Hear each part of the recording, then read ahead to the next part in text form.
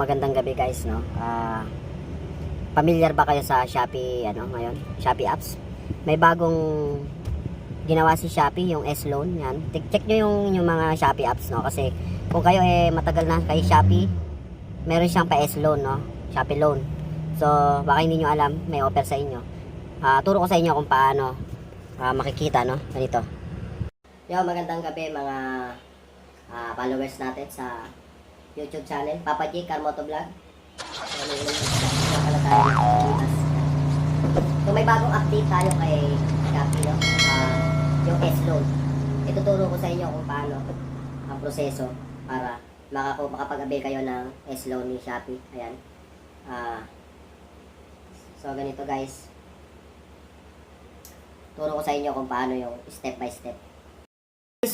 Meron nga pala tayo, ito na yung ating Shopee, no? Ituturo ko sa inyo kung paano mag-avail ng S-Loan. Ito yung bagong pakulo ni Shopee para sa mga member ng Shopee, no? Depende sa member kung ano yung inyong ano ba yung ratings nyo kay Shopee. Kayo ba gold member, platinum member? Ako, dahil ako ay platinum member, ayan, yung loyalty ko. Ayan. Kita nyo, yan yung mga benefits natin, mga, ayan. Yan. Platinum, makikita nyo, Papa Jake Bender. So, balik tayo dito sa kabila. So, malalaman nyo guys, ang S-Loan, ito yung S-Loan, 00 na, ayan, 00 na tayo guys. Ang nakalagay sa akin dyan is up to 100,000 sana nung makita ko siya, nung una ko siya makita. Up to 100,000. Ngayon, pag pindot ko, inabail ko yung loan, so, biglang, may lalabas doon na approval kung magkano lang yung ibigay niya sa inyo. So, after nun guys, ang na-approve sa akin is 7.5. So, lumabas dito sa S-Loan ko 7.5. Ayan, nakita nyo 7.5. Total credit limit 7.5. So, una dito yan muna sa taas mapupunta. Yung 0 na yan. Sa taas mapupunta yan 7.5. Ngayon, pag na-approve na yan, S-Loan na yan, mapupunta yan dito siya sa Shopee Pay. Yan. Dito muna siya mapupunta sa Shopee Pay. Hindi nyo siya muna ma-transfer, no? Kaya 682 na lang yan dahil na-transfer na natin yung ayan, no? So, na-transfer na natin yan, kaya na natitira. Ngayon, ganito yun guys. Pag napunta yung inyong Shopee Pay, yung inyong S-Loan napunta kay Shopee Pay, dito yan magre-reflect.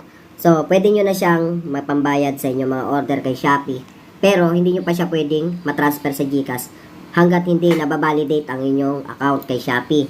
So, paano i-validate yun? So, magpipil up kayo ng form na ibibigay ni Shopee, parang may magpa-pop up dyan na kailangan nyo mag-sign in muna doon.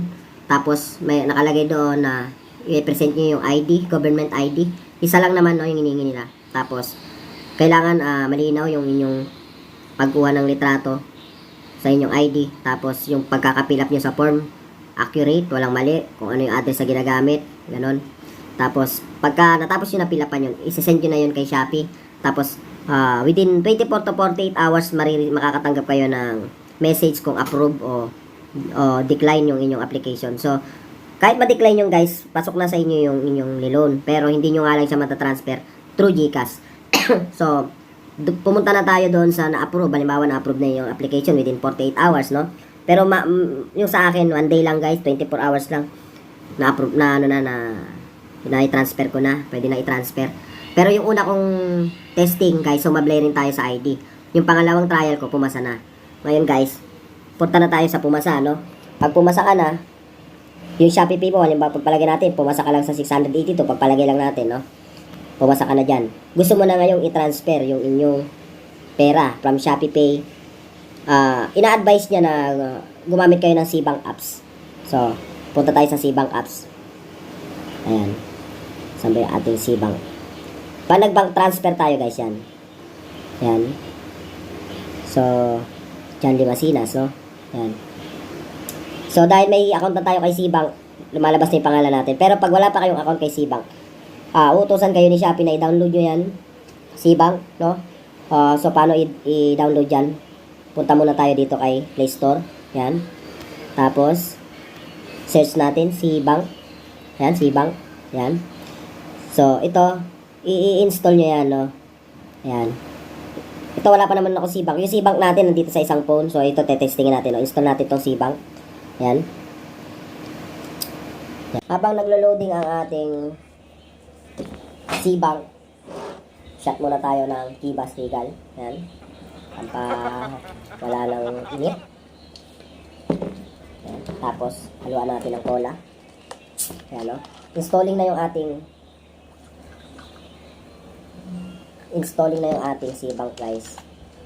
Habang sumasyat tayo ng yan. Kuha tayo yan, no?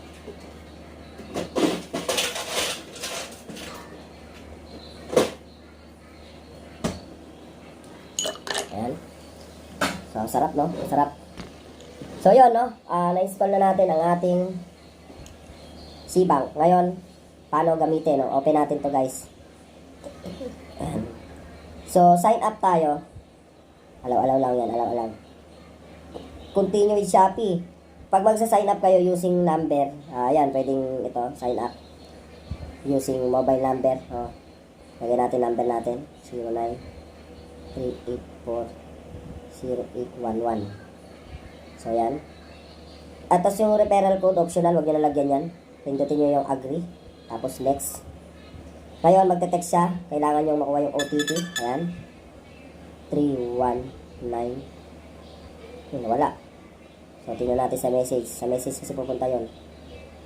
Yan. Sibang. 319719. Yan, 319. In using this number mobile, ayan. Yan. Tapos, gawa kayo ng password. No? Gawa kayo ng password dyan. Yan. Sige.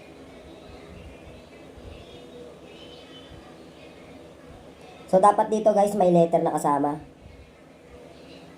Yan. Tapos, login. Tingnan muna natin, no? Yan, login. Secure pin. Lagay ulit kayo ng number. Yan. So, pang secure pin lang yun guys, yung pangalawa number. Tapos, yan, nagsend na naman siya ng OTP. Yan. Loading ulit siya. So, yun. Lumabas na yung pera natin, no? 49. Ngayon, guys, dahil may pera na yung ating ayan, account number, no? Pag gusto nyo siyang ilipat, so, ang pag-usapan naman natin ngayon, guys, paano naman siya ililipat sa GCash account. So, ito, transfer na natin, no? Pindutin nyo lang tong pay transfer. Tapos, e-wallet. Yan, allow. Tapos, guys, pansinin nyo, use e-wallet. So, dito tayo sa may baba, e-wallets, yan. Ito, pindutin nyo yan. Yan. Tapos, type nyo yung pagpapasahan nyo, no?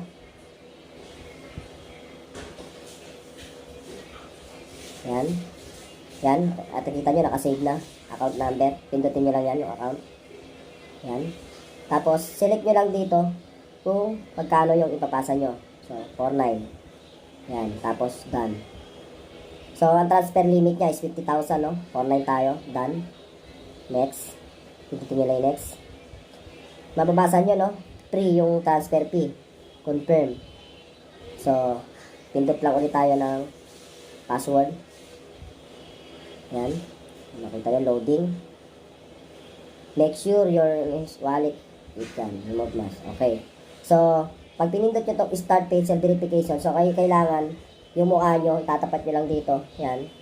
Babasahin yan kung kayo talaga yan. Para hindi kayo ma-scam. Kayo. Yan.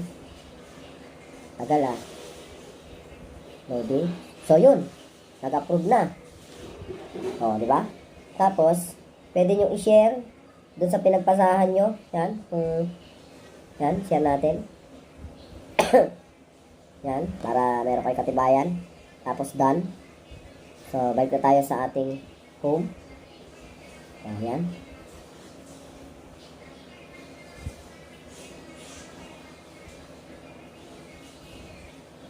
So, hintayin natin. Loading pa. Kanina nag-transfer tayo 100, no? Tinesting lang natin to. Ang pumasok ka sa GCash natin no, 600 kasama yung 500 money back. So, yun guys, napansin nyo, nag-0-0 na yung available balance. Ibig sabihin, nasa GCash nyo na yung pera.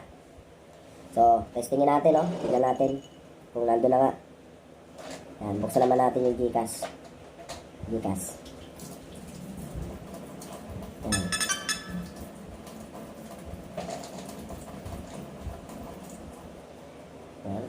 naman, ano tayo, malakas pala itong kibas na to.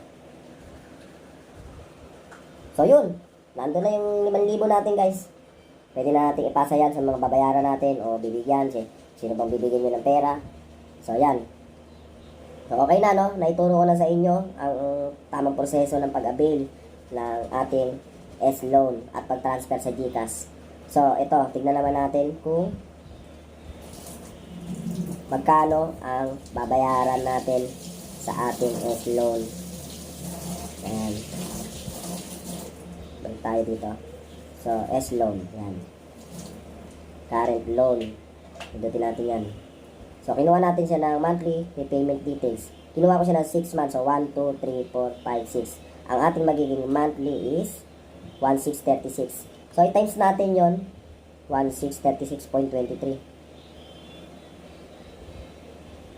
1,636.23 times 6 equals, so ang balik niya is 9,817.38. So ang kinuha, ang tinubo niya is 2,000 sa loob ng 6 na buwan.